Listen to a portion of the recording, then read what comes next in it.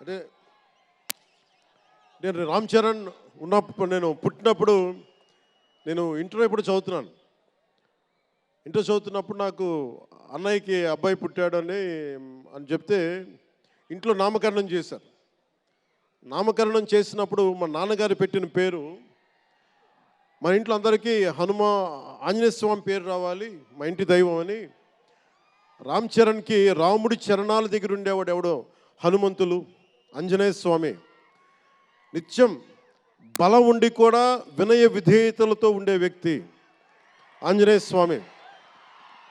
అంటే ఎంత ఎదిగినా, ఎంత శక్తిమంతుడైనా, అణిమాది అష్టసిద్ధులున్నా తన శక్తి తను తెలియకుండా ఎదిగే కొద్దీ ఒదిగుండే ఆంజనేయ స్వామిలాగా ఇతనికి రామ్ చరణ్ అని పేరు పెట్టాలని చెప్పి మా నాన్నగారు ఆలోచన చేసి తనకి రామ్ చరణ్ అని పెట్టారు.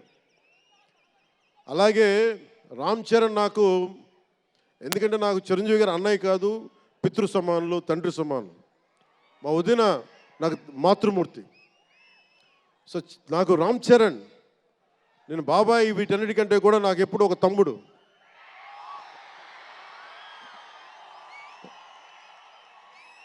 చిన్నప్పుడు బాగా ఏడిపించేవాడిని, నేను ఇంకా బద్ధకంగా ఉండేవాడిని.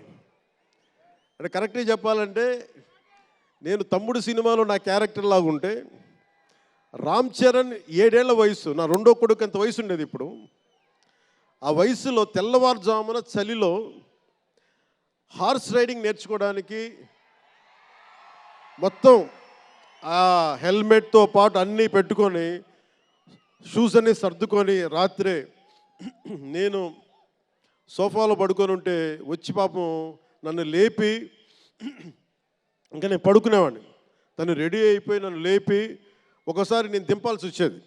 ఇష్టంతో కదా, తప్పక లేదు తిడతారు ఇంట్లోనే. అంటే అంత క్రమశిక్షణతో ఉండేవాడు చిన్నప్పటి నుంచి. నాకు రామ్ చరణ్లో నచ్చింది ఏంటంటే, ఇంత ప్రతిభ సమర్థత ఉందని ఎప్పుడు తెలియదు ఎవరికి కూడా. ఇంత శక్తి సమర్థత ఉంది ఈ వ్యక్తులు ఎప్పుడు మాకు తెలియలేదు. ఎప్పుడు ఇతను నేను డ్యాన్స్ చేయటం ఎప్పుడు చూడలేదు నా లైఫ్లో, సినిమాలో తప్ప. ఇంక సినిమాలో మాకు వ్యక్తిగత జీవితం నేను ఎప్పుడు చూడలే. అసలు మ్యూజిక్ వేస్తే కాలు కూడా ఆడించడు, కానీ అంత అద్భుతమైన డాన్సర్. అలాగే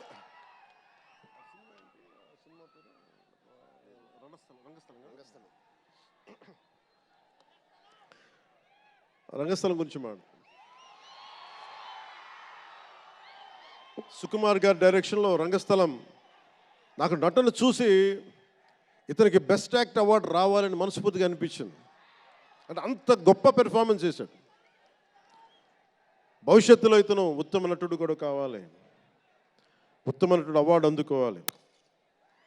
ఎందుకంటే తనకి ఇక్కడ పెరగల, ఆంధ్రాలో పెరగల. కీలకమైన సంవత్సరాలన్నీ తమిళనాడులో పెరిగాడు, కొంత హైదరాబాద్లో, తెలంగాణలో పెరిగాడు. ఇక్కడ గోదావరి జిల్లాల తాలూకు భావాలు, కల్చరు ప్రత్యక్షంగా ఎప్పుడు చూడాల. అవన్నీ తెలియకుండా ఆ క్యారెక్టర్లో ఇమిడిపోయి కొన్ని తరాలుగా గోదావరి తీర ప్రాంతంలో పుట్టిన వ్యక్తిగత యాక్ట్ చేసిన విధానం చూస్తే నాకు అమితంగా నాకు నచ్చింది. అంటే అంత గొప్ప నటుడు ఉన్నాడు. చిరంజీవి గారి వారసుడు అలా కాకపోతే ఇంకెలా ఉంటాడు. చిరంజీవి గారికి తగ్గ వారసుడు. తండ్రి మెగాస్టార్ అయితే కొడుకు ఏమవుతాడు, గ్లోబల్ స్టార్ అవుతాడు.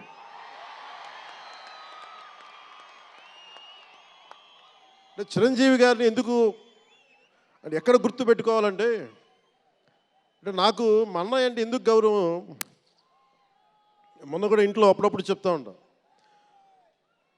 ఆయన ఒక మొగల్తూరు నుంచి వచ్చిన వ్యక్తి, ఎవరు ఆధారం లేరు. మీరు ఇంతమంది లక్షల మంది ఇక్కడ ఉన్నారు, జనం, ప్రజలందరూ ఉన్నారు.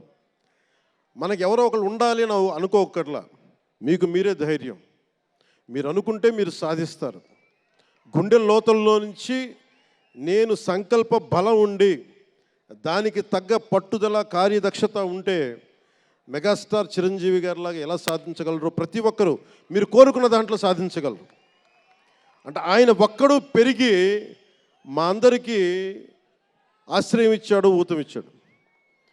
ఆయన ఊతం వల్లే నేను ఈ రోజున మీ అందరికీ కూర్చొని మారుమూల ప్రాంతాల్లో భయపడటానికి, అందరూ భయపడే రోడ్లకి వెళ్ళగలుగుతున్నాను, రోడ్లు వేయడానికి అంటే ఆ మూలాలు చిరంజీవి గారు మాకు నేర్పించింది.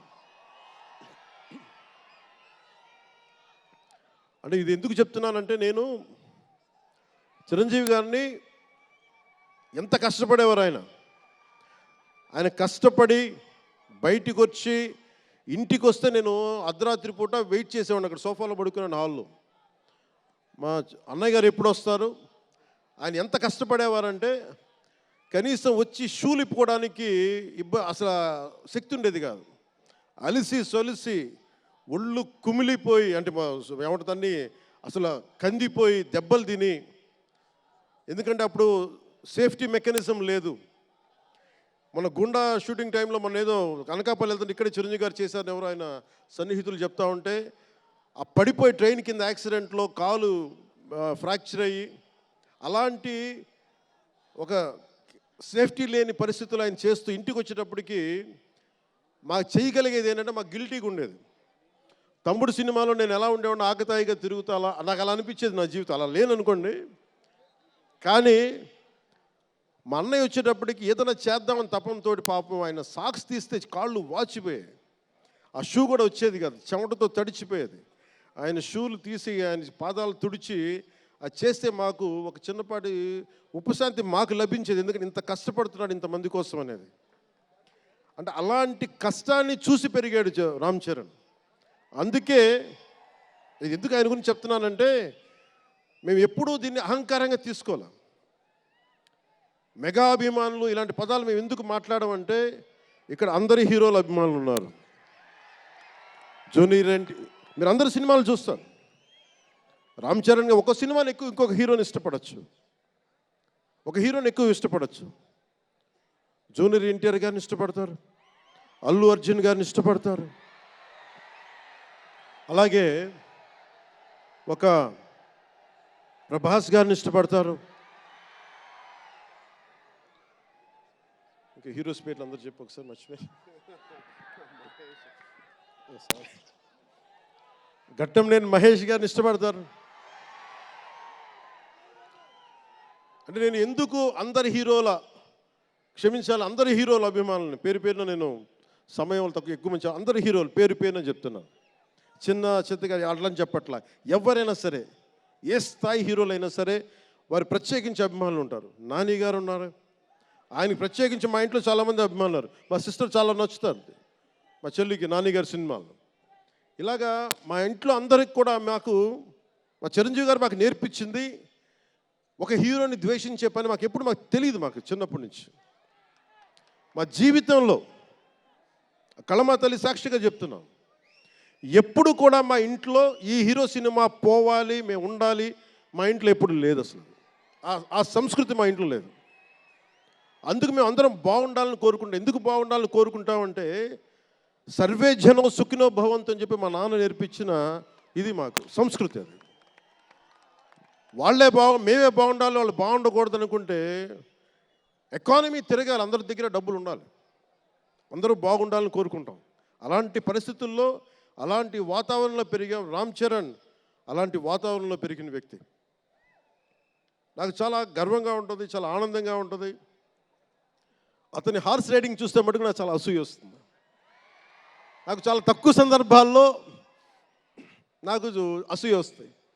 మొన్న ఈ మధ్యన అరకుకి వెళ్ళినప్పుడు గిరిజన ప్రాంతాల్లో ఉన్న సోదరులను చూసి, ఆ పచ్చని చెట్ల మధ్య వాళ్ళ జీవన విధానాన్ని చూసి నాకు అసూయ వచ్చింది.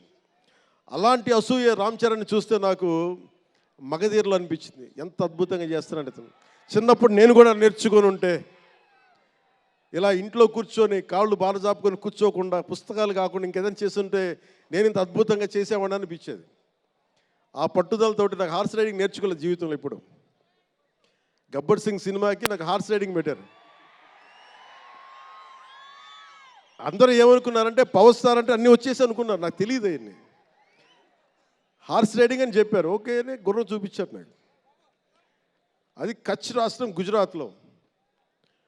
గుర్రం దగ్గరికి వెళ్ళా, సార్ ఏం లేదు, దౌడు తీసుకుంటే గ్యాలప్ మీద వచ్చేయాలంటే, ఓకే షూర్ అన్నాను, డెఫినెట్గా వచ్చేస్తానన్నా. కింద పడితే ఏమవుతానో నాకు తెలియదు. సో నాకు ఒకటి తెలుసు, తెగింపు తెలుసు. గుర్రం దగ్గరికి వెళ్ళి చెప్పా, దానికి చెవిలో చెప్పాను, నాకు హార్స్ రైడింగ్ రాదు. వీళ్ళందరూ నన్ను ఎక్స్పెక్ట్ చేస్తారు నేను చాలా గొప్ప హార్స్ రైడర్ అని. అంటే హీరో అంటే అన్నీ తెలియాలని అనుకుంటారు, నాకు తెలియదు హార్స్ రైడింగ్. దానికి ఒక పంచదార ముక్కను చిన్న క్యారెట్ పెట్టా, జాగ్రత్తగా తీసుకెళ్ళి నాకు వదిలేవాను. పాప ఆ గుర్రం అది నన్ను ఎంత అద్భుతంగా తీసుకెళ్ళిందంటే అది మీరు చూసారు ఆ సీన్లో. నేను అందరినీ మోసం చేశాను ఆ సినిమాలో. హార్స్ రైడింగ్ రాకుండా సినిమా వరకే హార్స్ రైడింగ్ వచ్చినా కదా. అలాంటి అంటే నాకు ఇది మాకేంటంటే మాకు సినిమాల్లో చూసినవన్నీ నాలాగా కాకుండా అన్నీ చాలా సుశిక్షితమైన ఒక నేర్చుకున్న వ్యక్తి ఇతను రామ్ చరణ్. ఒక డ్యాన్స్ కానీ ఎక్కడో ఇంగ్లాండ్కి వెళ్ళి అక్కడ డ్యాన్స్ ఇన్స్టిట్యూషన్స్లో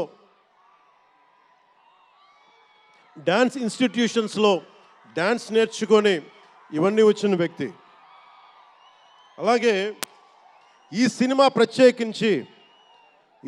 ప్రత్యేకించి చాలా సోషల్ మెసేజ్ ఉన్న సినిమా నాకు అర్థమవుతోంది. పొద్దున్నే ట్రైలర్ చూశాను, గేమ్ చేంజర్ ట్రైలర్. చాలా అద్భుతంగా ఉంది, చాలా బాగా ఆడుతుంది అని చెప్పి మనస్ఫూర్తిగా